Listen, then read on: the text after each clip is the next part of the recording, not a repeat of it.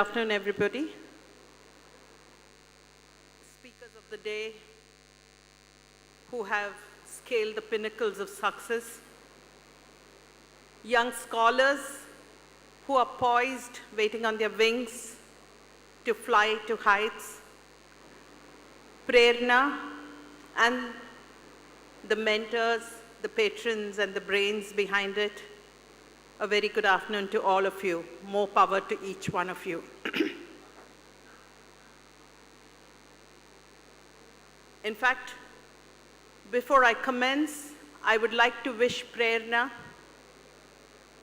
greater, grander, and bigger events in the years to come.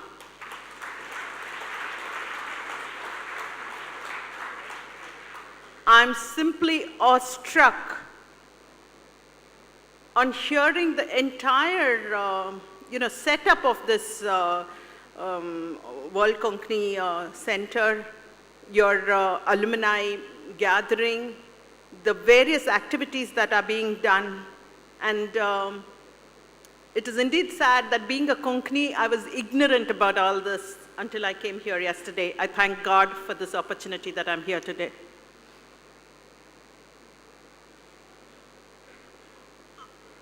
Why do I stand before you today is a question I ask myself.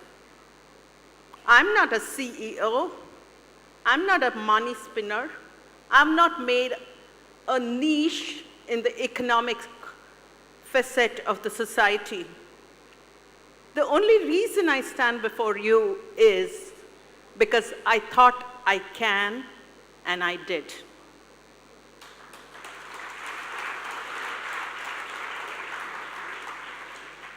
You can ask any successful person all the ingredients for the recipe of success.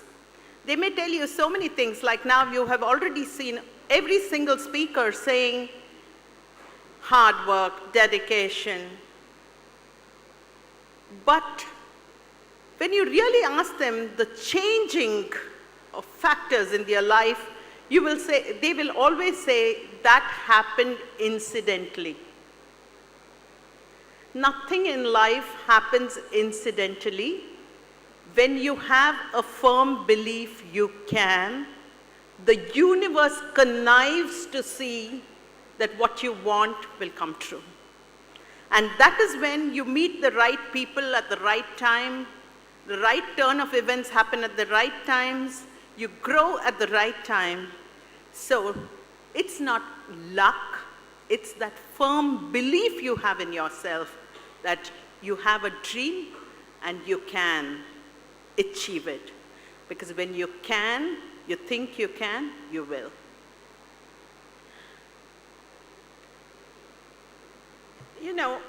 Many, many years ago, in the 1910s maybe, it was believed that IQ was all important.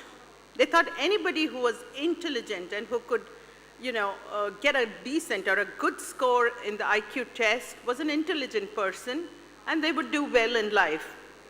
But around the 1990s, psychologists understood that this wasn't true. People, even with a high score of IQ, were not doing a good job as in a team or in the office space. Then a word was coined by the psychologists called the EQ, or the emotional quotient. Emotional quotient is the social intelligence, the social awareness, your ability to interact, communicate, move around with people, adjust, and solve problems, give solutions. All this comprises of the EQ. But today, we live in paradoxical times. We live in large houses, but have small families. We have gadgets to save time, but we have no time. We have conquered the outer space, but are unable to understand our inner space. We have contraptions like the mobile with which you can communicate to people sitting all over the world, or maybe even outer space soon. but we are not able to understand our inner self. We are not able to communicate with the person sitting next to ourselves. So these are the paradoxes of life, and at this juncture, I believe IQ and EQ is not enough. What we require is SQ. That's the spiritual quotient. When I talk about spiritual quotient, I'm not talking about religion. Religion is a very dangerous term, according to me. I don't talk about religion. Spiritual is something that is more than material. So as I go through my talk, I will be moving on to this SQ time and again. Briefly going back to my life, like I was introduced, I got married before I had completed my degree. I had my first child, and then I did my degree. I was doing my degree in psychology. Thereupon, I had a whole lot of commitments in life. I must tell you, commitments and problems and issues have lost their compartmentalization today. Everything seems to be a crisis for youngsters today. But I must draw your attention to the fact that I did not have problems in life, I had commitments.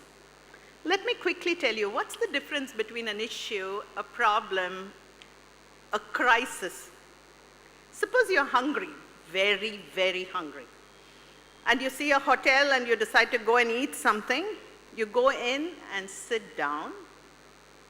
You're about to order, and suddenly you feel for your purse and find it's been picked.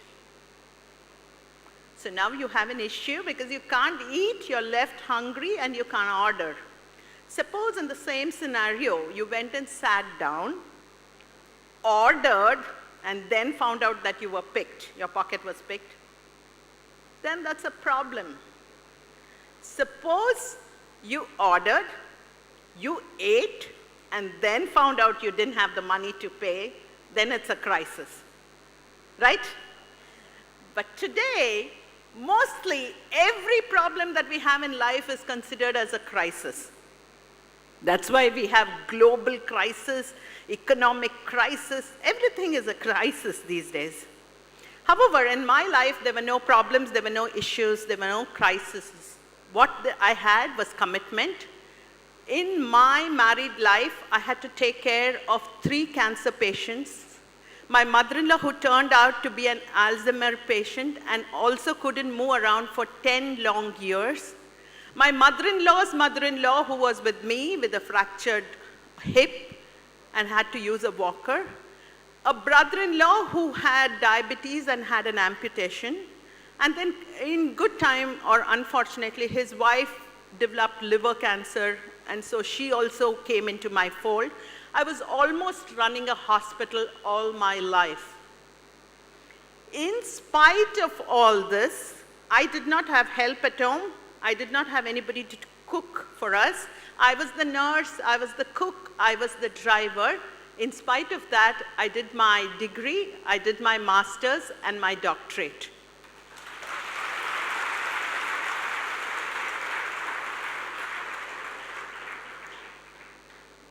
So the point that I want to make is, people have spoken about so many resources until now. The 2 main resources I want to speak about today are time and energy. Because to achieve anything, you need to know, you need to manage your time, and you need to have enough energy to achieve what you want to achieve, right? How do you manage time is a question that is often posed to me, and I love to answer this question because I believe that in spite of all the commitments that I had, I still could make time for what I wanted to do in life. Because time is not a fixed entity.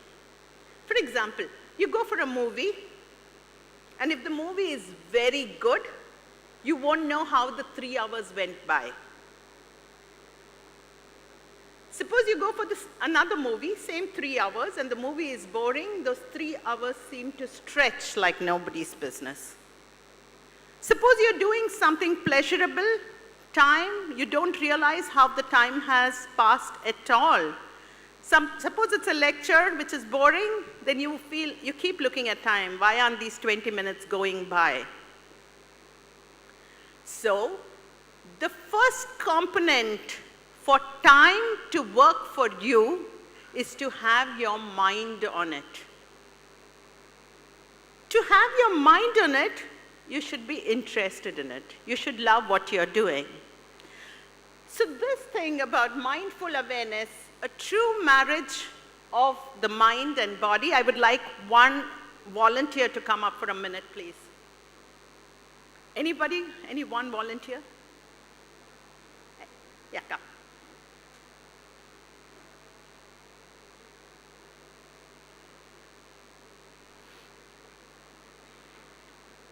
Come right here. I have a very simple task for you.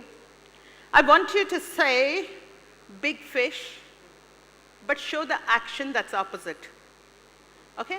And every time I say change, I want you to change the order of saying big fish, small fish. Okay?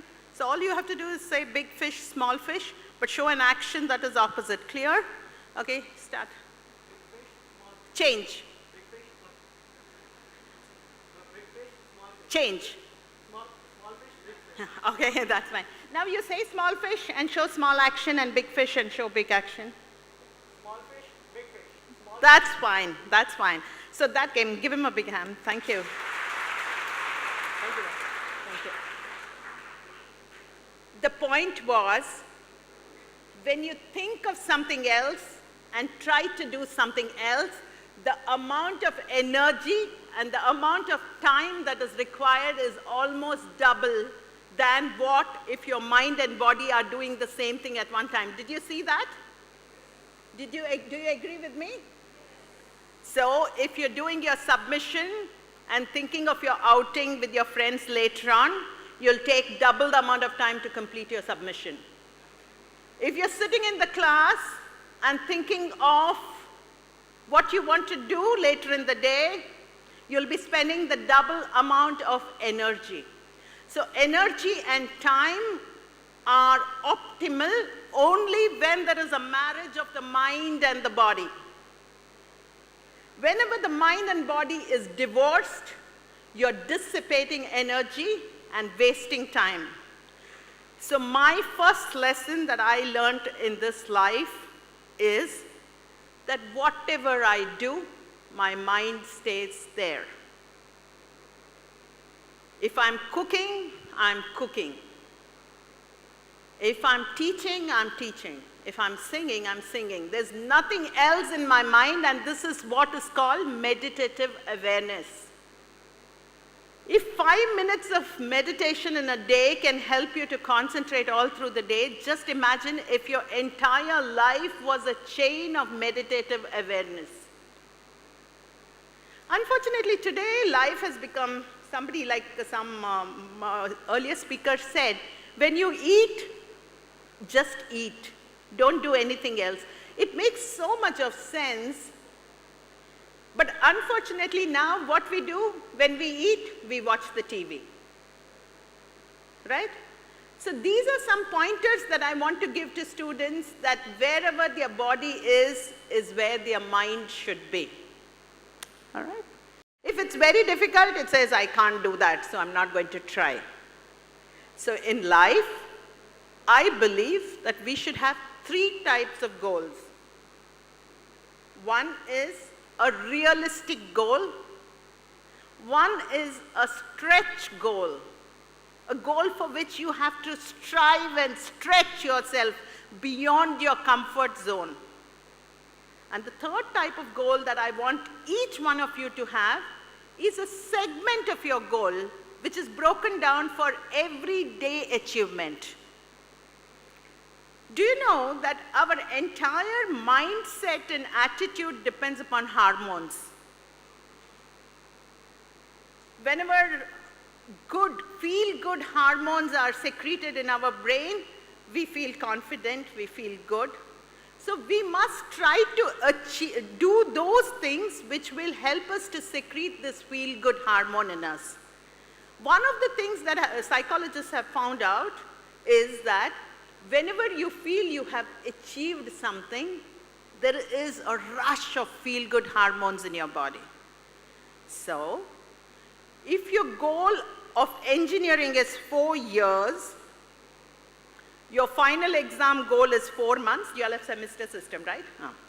So, examination goal is 4 months away. The mind does not sustain for that long. So break your goal for everyday achievement. However small, however big, it's not per se for the fact of achieving that goal, it is for secreting those feel-good hormones in yourself. So every day, think of something that you will do and do it. Let it be however small, doesn't matter. But each one of you should set aside a goal every day. Like today I'm going to read this much, or today I'm going to learn something more about artificial intelligence. Today I'm going to listen to one of the lectures of Khan Academy. Today I'm going to read something more about the different disruptive technological advances that have come about in the society. Something, read up on something, make up your mind every single day.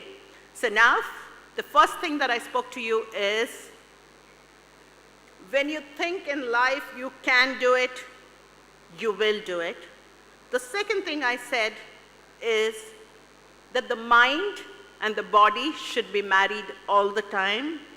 The third thing I said, and it is broken into 3 segments, that we should have goals in life. One goal which is achievable, one goal which is a stretch goal for which we have to strive harder and move out of our comfort zone, and another goal is a short-term goal which you reach every day so that you feel good, because the mind pats itself and says, wow, I've done this. Appreciation from outside is needed, but so also the mind requires appreciation from its own self. The Bhagavad Gita is a beautiful book on the treatise of the human mind. That's why it says, mind is your only friend and mind is your only enemy. So how you tame the mind, how you train the mind depends upon having these 3 goals in life. So short-term goal orientation, we spoke about it already. Divide goals into smaller segments. Now the next thing that is there in my recipe for a successful life is to love your labor. So most often people say, go in search of your passion, do what you like. But life is not so simple that you always get what you love to do. My policy is love whatever you do. And it is possible to love whatever you do, because what is yoga? Yoga is supposed to be the yoking of the mind, the body, and the soul. So, when you have developed my first recipe for success, that is body-mind marriage, the body and mind is already together, and you put your soul into what you're doing, you will love everything you do. Believe me, when I wash the tiles of my bathroom, I love that job. When I go and perform in the Tansen Samaroh in Gwalior, I love that job. When I stand before students and teach them, I love that job. When I'm making paneer makkanwala in my kitchen, I love that job. When I took care of my mother-in-law, who was on bed for 10 long years, wherein I had to do everything for her, I loved every moment of serving her. When your body and your mind is invested in one thing, you will end up loving what you do. So don't wait for something that you love to come upon. Love whatever is at hand, no matter how big, no matter how small. It has been often said, you must be positive. Everybody advises us that we must be positive. Our philosophy has had such beautiful dictums, such beautiful aphorisms for us to follow. They said, Shadavairi, shun the six, Kama, Krodha, Madha, Moha, Lobha, Matsarya. These are some things that actually bring in negativity in you, and whenever you have negativity in you, again, energy is dissipated. So the bottom line of my talk is about how to conserve mental energy so that it can be channelized for the events that you want to scale, right? So shun the six. Don't let negative thoughts come into your mind. It's just a matter of practice. Every time there is a negative thought, shun it out, shunt it out. Because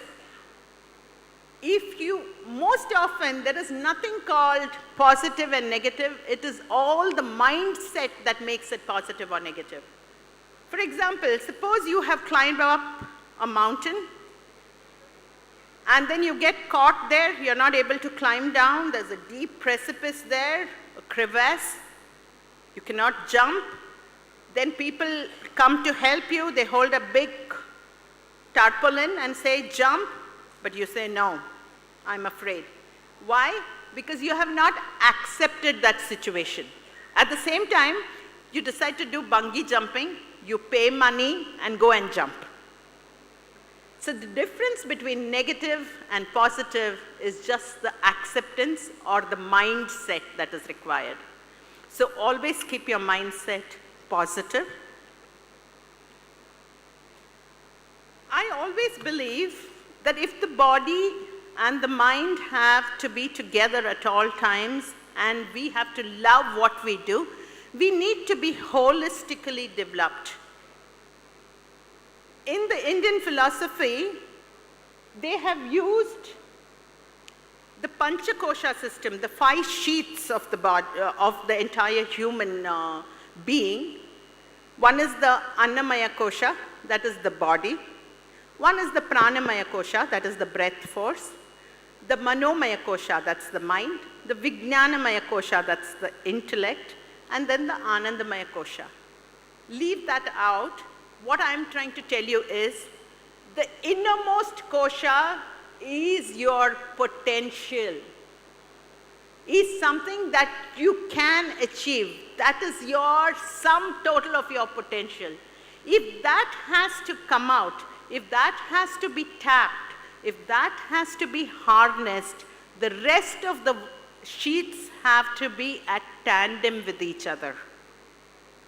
So, if the best in you has to come out, your intellect, your mind, your breath, and your body have to be at its best.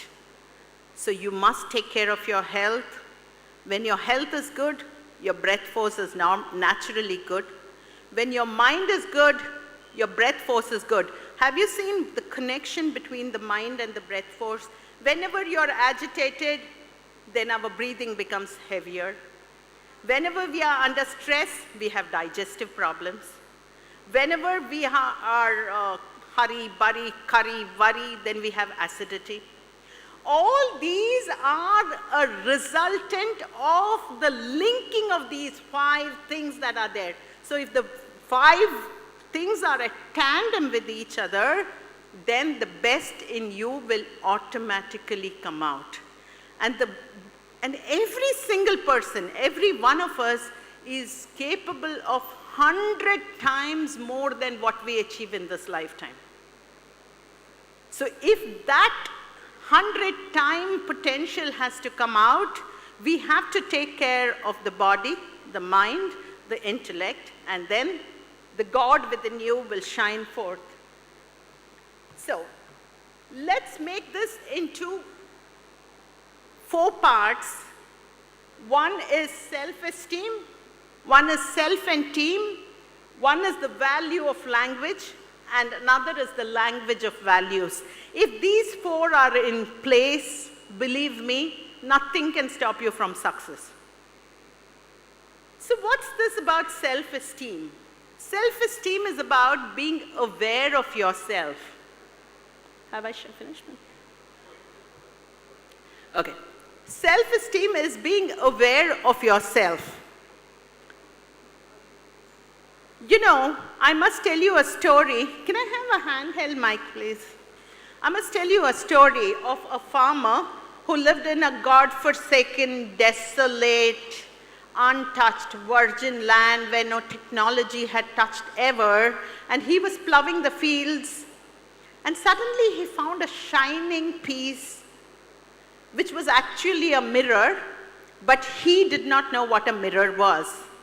So he looked at it and found the image in the mirror looked like his father who had just passed away, and he thought, my God, God has sent my father's keepsake as a form of blessing for me. God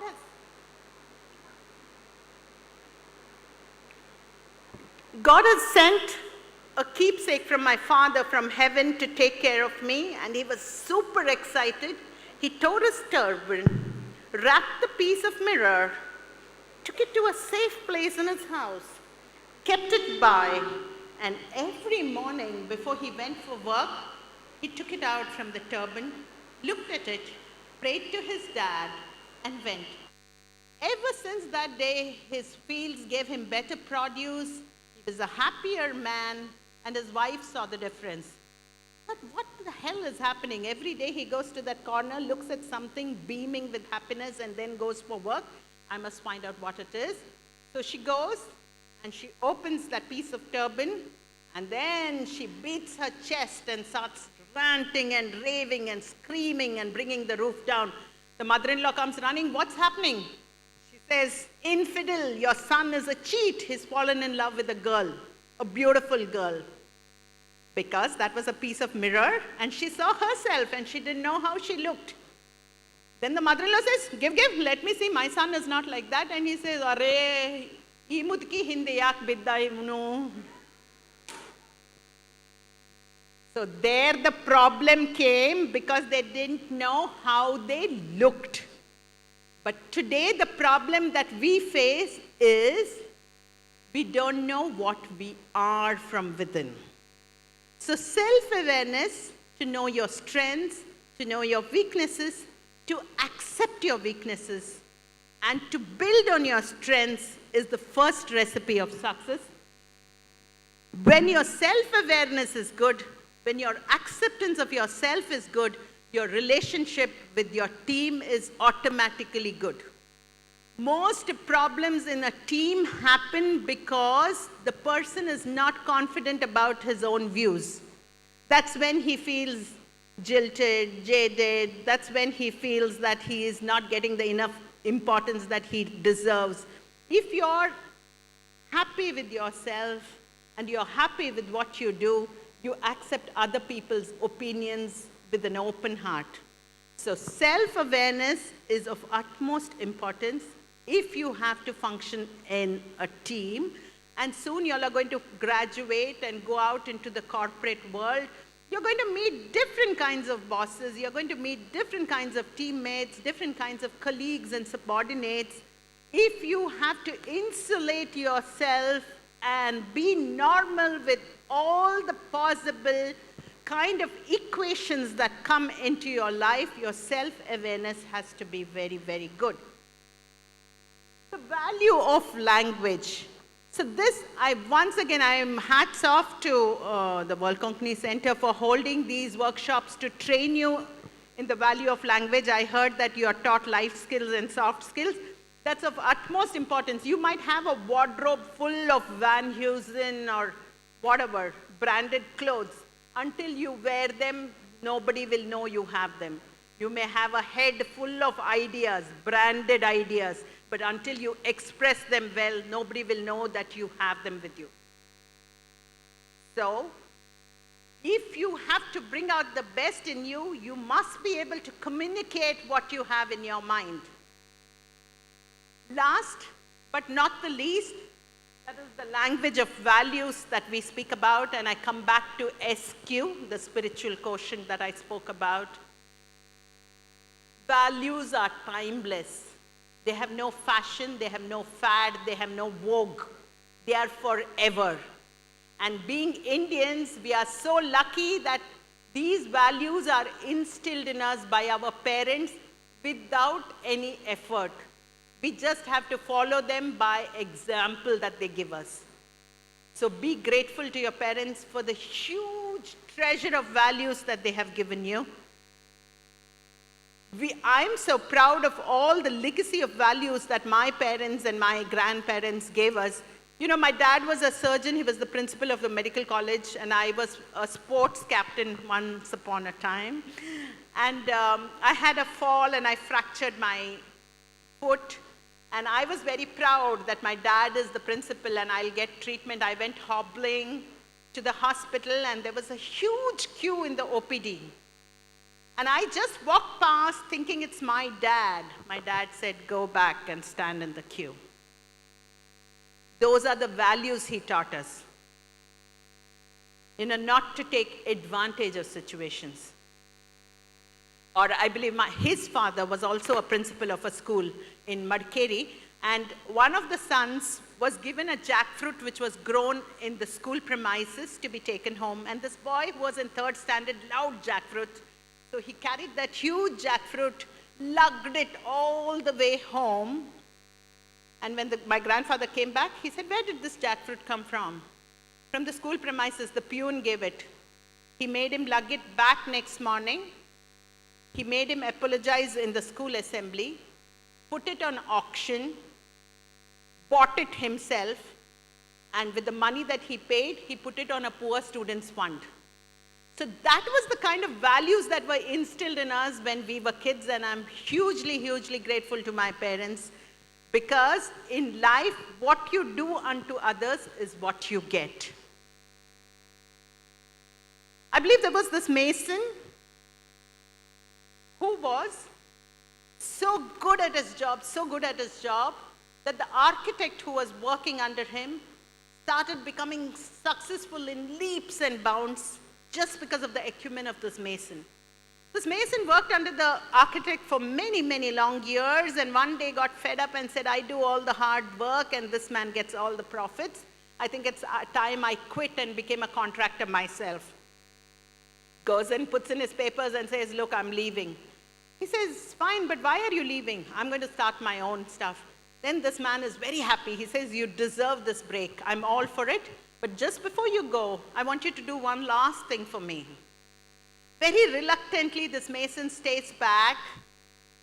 But somehow the meanness of the mind creeps in, and he decides, I will spoil everything in this last project and show him how important I am to his success. And so the lintels are wrong, the foundation is wrong, the concrete mixing is wrong, everything, beams are wrong, everything is wrong. And the house is built, and he says, chalo, I'm going. No, last one more day. Tomorrow there's a party, a housewarming ceremony, after that you can leave. So when he goes next morning for the party, the engineer, architect, gives him the key and says, this house is for you. So what you give to others is what you get. So keep your values in such a way that they are for yourself when you do unto others. So I think my time is up. So more power to each of you. I end with a short story which my dad told us all the time. I believe there was a sage, a seer, a sannyasi, a man of wisdom who knew everything, who knew the past, who knew the present, who knew the future, who knew the Gita, who knew the Quran and the Bible. People thronged to him from far and wide with their problems and always went back happy with his counsel. They were a group of young, hot-blooded boys who wanted to play mischief, and they wanted to prove the sannyasi wrong. So they brought a bird, a pigeon, and they wanted to ask the sannyasi, is this bird alive or is it dead?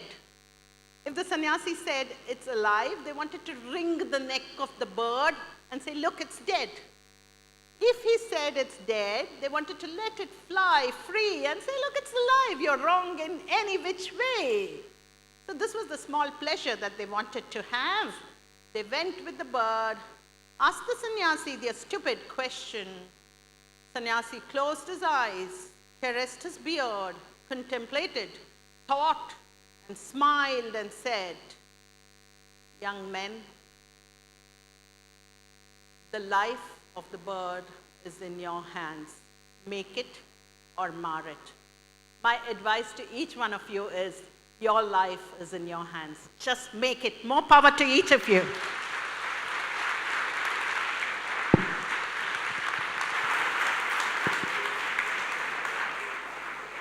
Thank you, ma'am. The floor is now open for questions.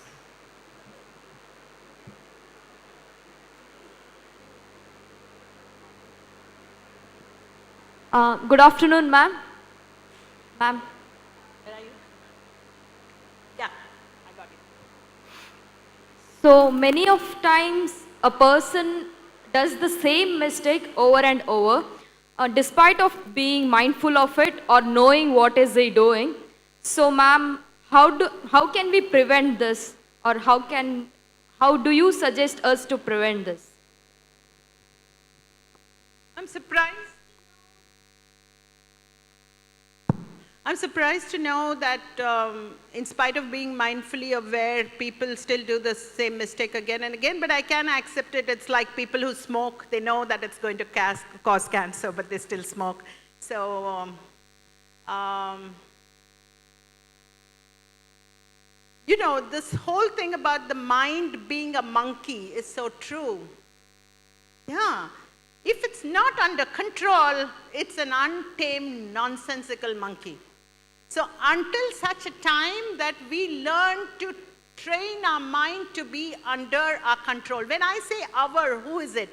Now, the component is the intellect that has more control than the mind, which is emotion.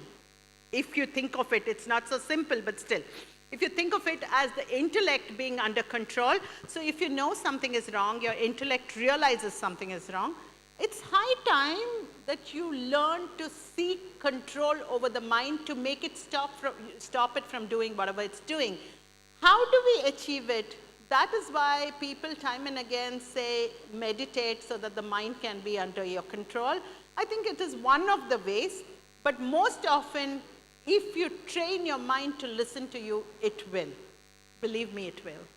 Thank you, ma'am.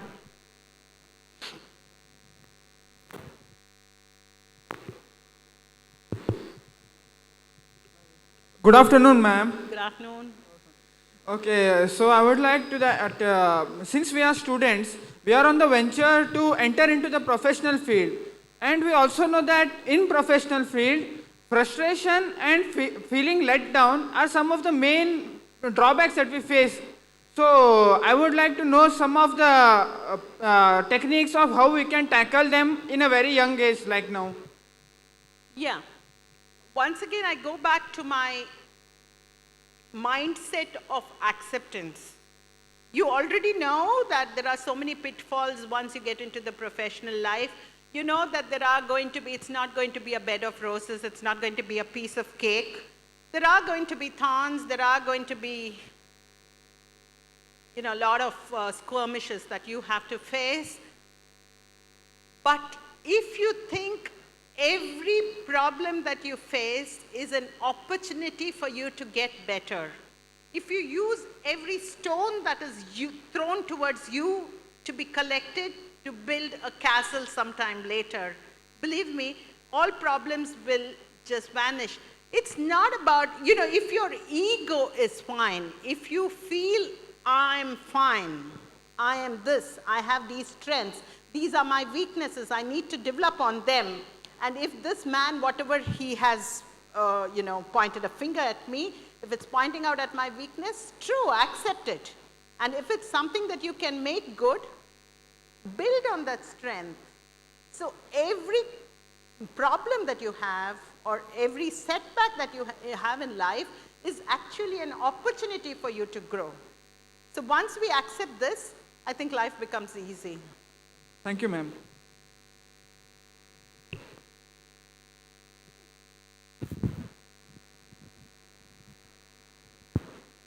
Good afternoon, ma'am. Good afternoon.